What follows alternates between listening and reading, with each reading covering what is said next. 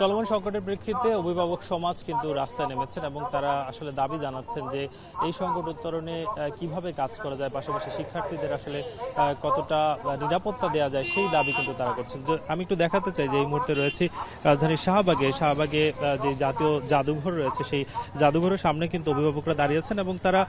আমরা দেখেছি যে গত এক সপ্তাহ আগেও কিন্তু তারা এই একই জায়গায় দাঁড়িয়েছিলেন। তারা সন্তানের যে নিরাপত্তা, সন্তানের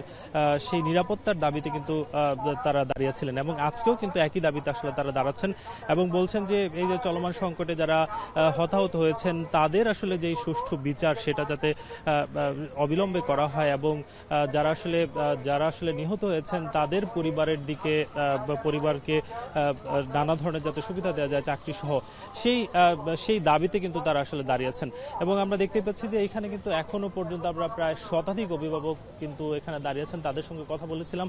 তারা যেটা জানাচ্ছেন যে আসলে তারা এক সপ্তাহ আগেও কিন্তু একই দাবিতে দাঁড়িয়েছিলেন, তবে সেই দাবির যেই বাস্তবায়ন সেটা কিন্তু তারা আসলে দেখতে পাননি। ফলে এক সপ্তাহ পরে কিন্তু তারা একই দাবিতে আবারও সড়কে নামলেন। এর বাইরে আমরা দেখতে পেয়েছি যে তাদের হাতে আসলে বিভিন্ন ধরনের প্ল্যাকার্ড ছিল, সেখানে তারা আসলে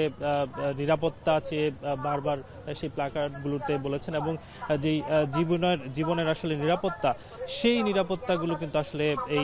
এখান থেকে চাচ্ছেন। এবং যারা আসলে শিক্ষার্থীদের অভিভাবক আছেন তারা যেটা বলছেন যে আসলে সড়কে নামার ক্ষেত্রে শিক্ষার্থীরা সুষ্ঠুভাবে নামতে পারছেন না, ফলে কিন্তু তারা বলছেন যে আসলে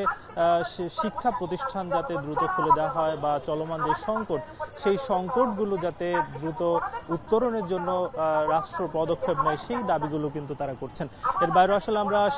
যারা অভিভাবক যারা রয়েছেন তারা কিন্তু